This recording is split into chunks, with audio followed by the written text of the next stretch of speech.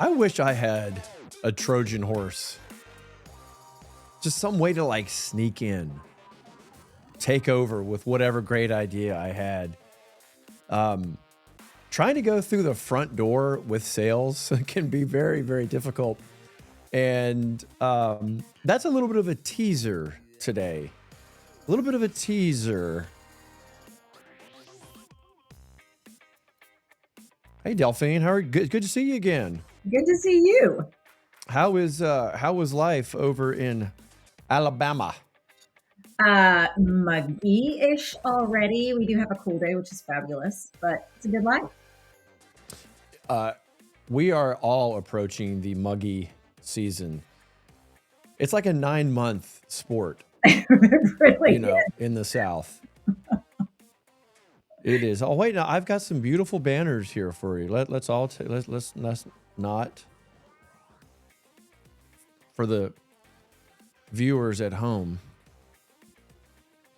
So we share the same industry. Okay, we both are in staffing or search. How in the heck did you end up? Because most people really truly don't like wake up and decide, hey, this is my life calling. I want to suffer in agony for 30 years. For every economic whim that comes our way. Exactly. Every little blow of the wind and people, oop, I don't want to hire. That all that work you did, yeah, let's just throw it out the window. Yeah, it was accidental. I think I've met many people that accidentally built a staffing company, and that was 100% my story. I am actually a product manager by trade. So I've been in technology building SaaS software, and I'm a mom. And I started noticing that there was a lot of women who were sitting on the sidelines that couldn't get back in or felt like they kind of had been run off by a company because of culture or whatever it was. And so I decided that I would help women stay in and return to the workforce by matching them with flexible companies. And so I built it really as a mission and a vision for helping women's lives get better. And then it turned into this full blown, it worked.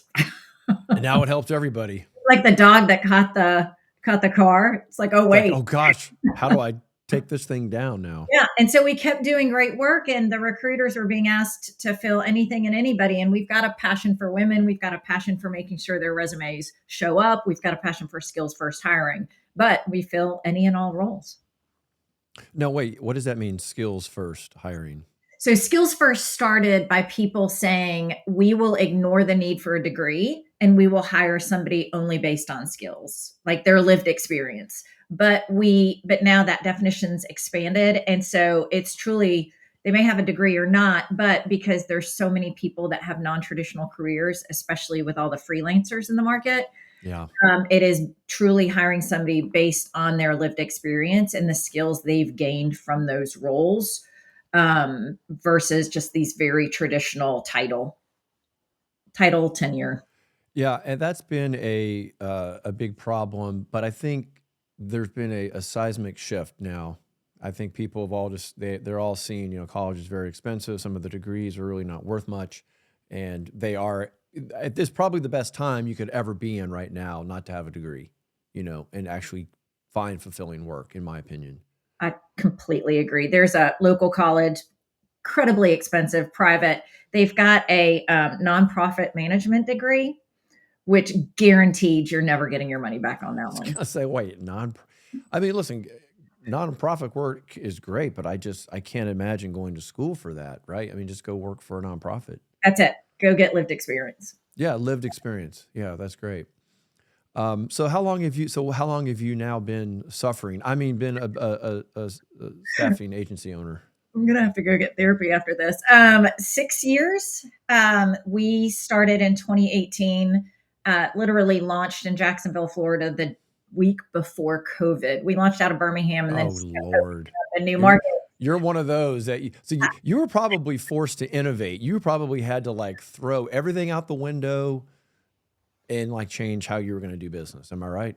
It's 100%. And that's why, because of my technology background and just I love efficiencies. I'm a operator at heart. And so we started building technology to make sure that we could meet that new need that came out of COVID. And it was wonderful. We started expanding quicker across the country than we could have if we'd gone to these little market pockets. So we built a platform called Engage 360.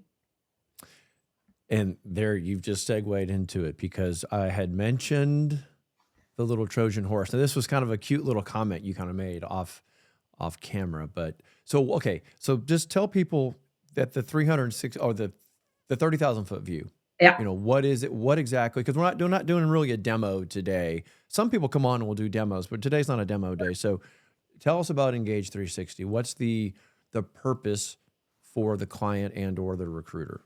Yeah. And so what I had noticed is I was going up against a lot of other firms and we had very similar value propositions. So we were people first, we listen really well, we bring you top candidates, we vet well. And it was really tough to make sure that we stood out. And so what I thought that I could do is kind of like banks who all say, the human experience, the relationship is their key thing. And they all started building these platforms where you could log in and get everything done that you wanted because they realized nobody wants to come in and do a deposit. And so I thought about that and we built basically an experience layer that sits on top of a staffing agency's ATS. And think Bullhorn Aviante. It gives the staffing agency, it gave us the ability to provide this beautiful, sophisticated client portal and candidate portal coupled with AI to surface the best candidates fast for my team and for the clients and for the candidates. So everybody got to see who's the perfect match instantly, wherever they live. Well, it's interesting because you're kind of tackling two beasts at once because as I've been diving into this HR tech, there's a tech stack that people are looking at just to start using AI to take a look at their database. But what you've just said is something a little different. Not only does it sit on top or within, or I don't know how it works with API, with Aviante or Bullhorn or whatever, but now you're giving a portal. So you're doing two things, and you're right. The point of differentiation is very difficult for recruiters. I mean, you know what it typically ends up being. I mean, it's the relationship that they have with your personal recruiter. So what happens if that person leaves or something, So That's this it. is a business point of view. It's like you're building a moat. Warren Buffett would love this, right? And it's a moat I needed. I couldn't risk if my recruiter left that they had bought in so much to, we'll just say Betsy, that they left my company. And I needed a way in if they, and this is where the Trojan horse came in, if they said, look, I've got a agency I work with, I love them, I've been with them forever, and I don't have any more outside recruiter budget. And so we would say, well, you can use your job board budget or your marketing budget and come dip into our candidate pool, post your job, look at who we have. And then we'd start building a relationship because we never just left them on the platform. We'd reach out and check in and send them messages through the portal. And so we started building that relationship. And then when other jobs opened up, we would get that opportunity where we'd been locked out before. I mean, you were just kind of sitting right there in the background, providing some kind of a service to them. That's it. And because we could do it so fast through the platform, we were able to make phone calls that had real thought leadership and real helpful advice versus let's go through these 4 emails and these 4 resumes together. It was just, we were able to give thoughtful guidance as a team. Well, now I'm really wishing we had done a demo because I like to I'm that kind of see, feel, touch kind of person. So just explain this platform exactly. The customer that is not ready to start spending money with a new agency, but they're spending money on LinkedIn ads, Indeed, etc. What happens? Do they stop advertising and move on to the platform, or do they do both and the advertisement applicants come into the platform?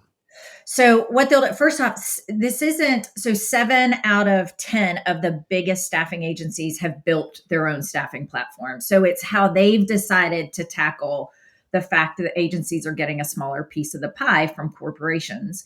So what we do is, well, let's role play. So I go to Acme Co. They say, look, no more recruiter budget. And I say, I totally understand that. What is your job board budget? Oh, we spend this much on Indeed, this much on LinkedIn. And I'll say, have you run into problems with bots or with getting hundreds of unqualified applicants? Of course, they say yes. And I say, just give me 10% of that budget. Here's the monthly fee. You post your job in seconds on our platform, and you'll be able to see instantly anybody that's already in our database, and anybody who's applying to the jobs as it's posted on our recruiting agency job board. And so when they go to their boss, they say, okay, I just have to take this much to try something else. We as agencies have spent so much money building these candidate pools, and we treat them like they're aging versus that they're refining. And so That is a problem. The data just goes in and it's gone. Like if I don't need them right now, they're gone. but they're in there and they're actually accumulating skills. You just hadn't reached out to them for a while because you can't find them in the Yeah. system. And so we built AI, skills first based, leveraging a lot of large language models that really can interpret the difference between a Python developer who's working on data and a Python developer who's working on web apps, and just kind of put the whole context together. So it's been super interesting. About a third of our candidates come in through the candidate portal free. So we don't pay any money to get them. And that's just really helped our clients. So they take a portion of whatever they're spending, and now they have access to the portal, and then you guys are actually then you advertise the job for them. We can, a lot of times we've already got the person in the system. And so we can surface the minute they post the job, they get the top matches. If we noticed on the back end that they don't have the quality that we're hoping for, then we'll just put it in with some of our existing, like our LinkedIn job boards, some of the less expensive. And we can choose as a recruiting agency to make strategic moves on which one we may advertise for a greater outcome. Yeah, I think the adding value and getting your foot in the door, it really helps because these really big companies, they obviously have a huge well, they used to have a huge recruiting budget. That's right. And it's been taken away. The other part that we did is we help them when they log in, we help them create this company profile. And my team does it for them. We just copy and paste everything from their website. Takes literally 10 minutes to build that profile. And that company is advertised to all of our candidates. So if you've got a million candidates in your system, they can see that Acme Co has this great culture and why I should work there. And they can start following Acme Co, and it just builds this talent pool that they didn't have before. I watched the video that you had online. I think it was at LinkedIn, and I really like where the client can log in and start like instantly or very quickly messaging, talking to the recruiter. So there's you kind of eliminate the whole wait, because recruiters, that's when they are now officially, let's say, working with you and they've given you some jobs, right? So there's always that lag. They say they give you a very challenging job. You're going out, you're trying to find people, and we've all seen this, right? Where they tell you what they want, you spend days looking for it, and you haven't sent the resume yet. Well, you could have wasted a lot of time. Maybe if you just loaded it in the platform and they came in and saw it right away, And we you'd can, say, no, this is not yeah, what we want. we can come at it from a more educated place now. We can say, look, we've got a million. This person doesn't exist. It turns out there's like, using some of our other tools, there's 20 in the Birmingham area who have the skills that you're looking for. Let's start looking at adjusting. So we just have more educated. We don't spend our time chasing connections because everything is happening in that one space. And so history's all logged there. We can look at their past hires and reference. What you loved about Bobby was that he had this specific skill. So it's just that everything lives in one place that creates a story of why Bulo is so important to them as their partner. So you are now not only as an agency helping your clients, but now it sounds like you've got this. I mean, maybe you should rename it. The Trojan Horse. I don't know, 2025. But no, it's the Engage 360.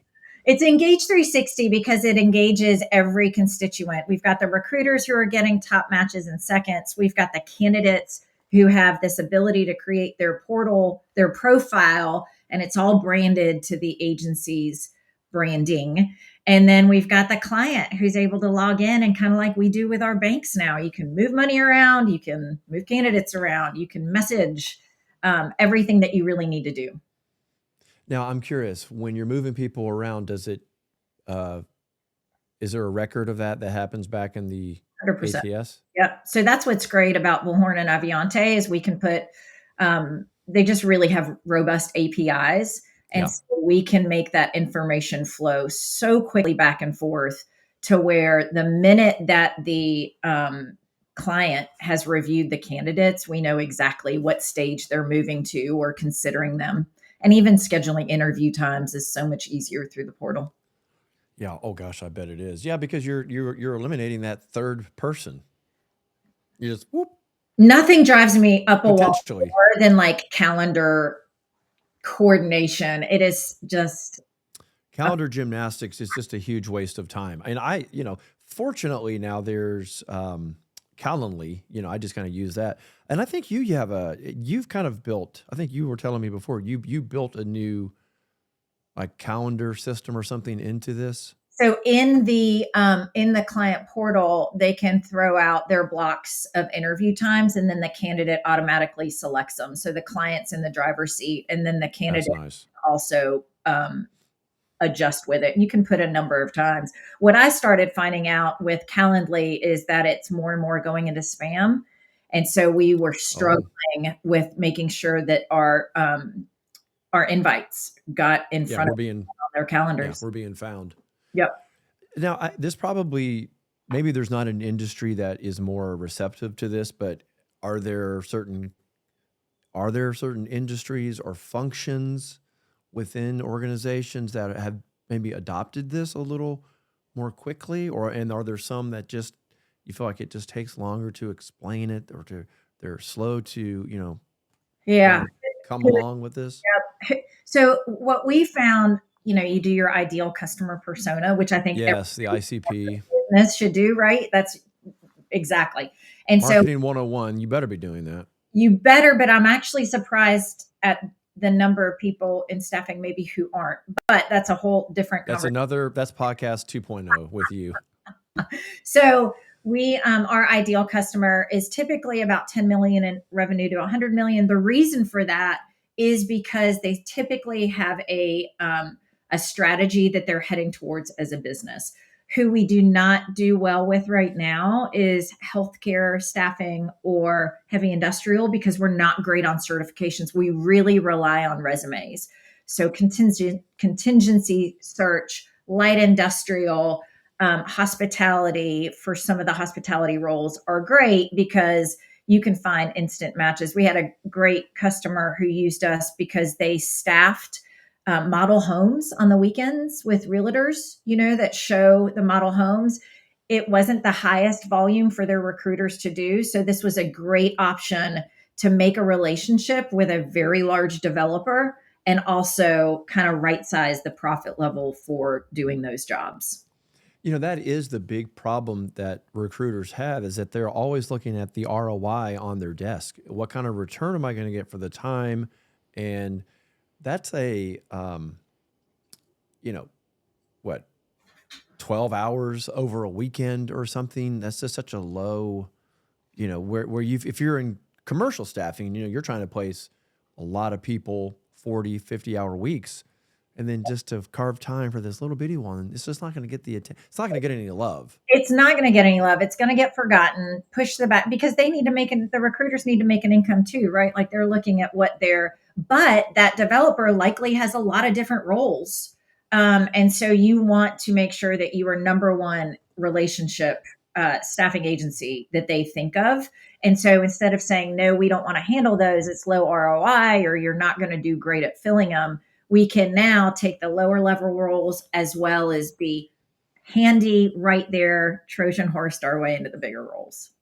Yeah, I love it. It just gives you a different um, quiver. You've got your client that has certain needs, and you just pull this one out for the one that maybe they're not ready and they think they can do it on their own. Hey, that's fine. That's right. And it's been talked about, like we're not reinventing the wheel. We just developed the platform. They've been talking about at SIA and at ASA about how platformication is really what we need to all move to, because the world has done that. I mean, I don't know about you, but most of my doctors, I've got a login that I go to message, make appointments. I don't making a phone call to sit on hold for a while is not Nope. the best route for anybody, their staff nor me. So I do think this is the direction that it's going, but we've just got a lot of staffing and recruiting agencies who are learning what a tech stack is and really getting on board. So we're just here to educate and help people make the best decision to build a scalable, um, growing agency in this day and age.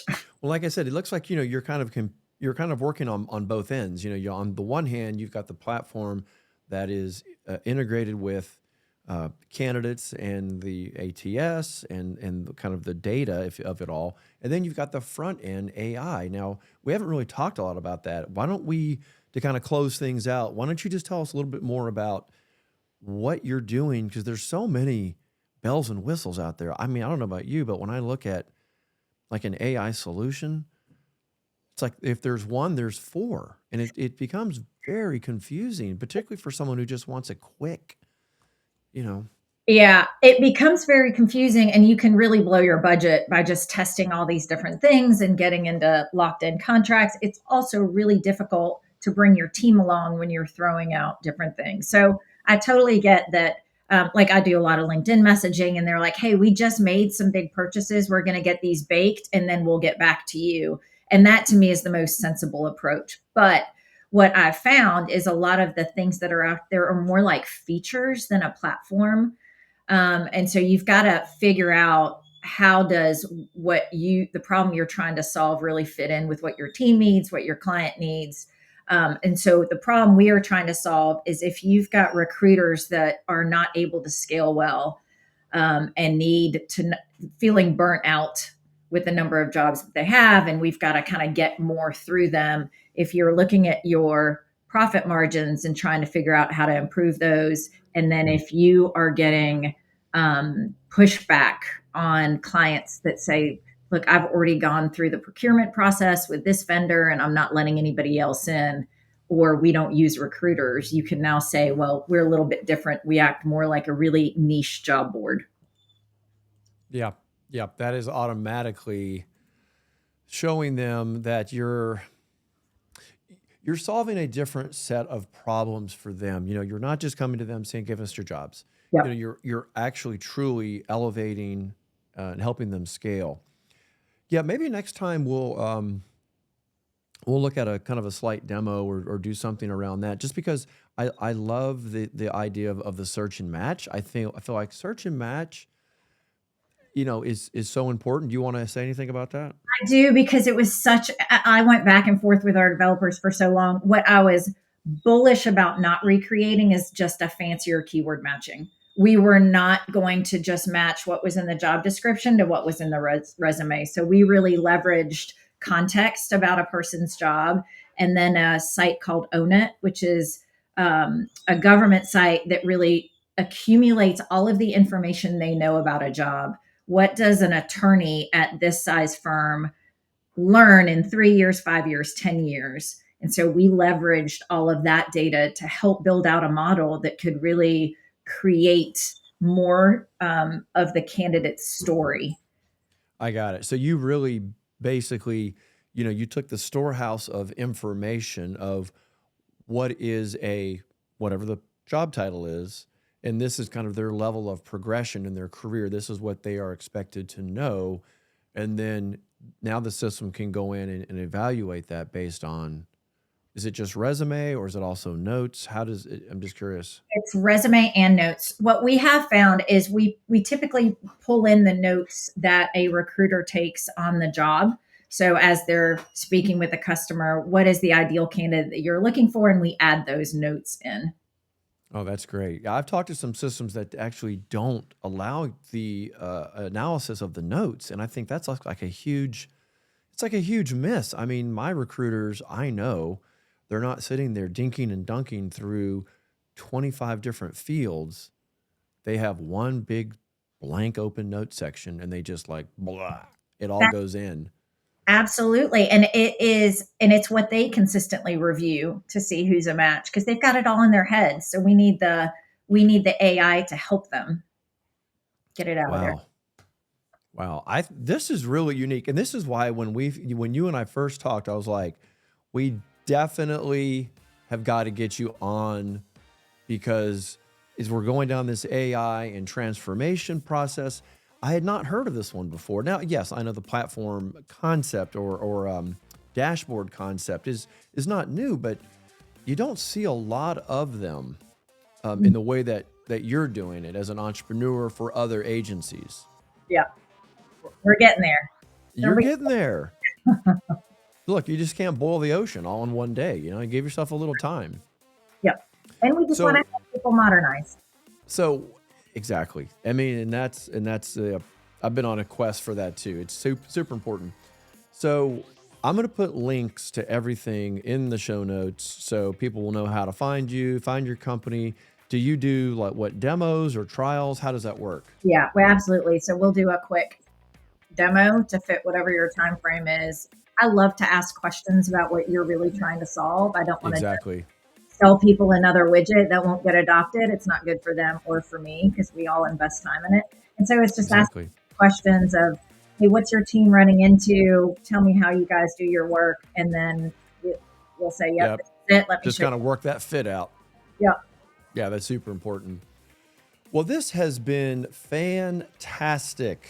We got another Alabama on the show here.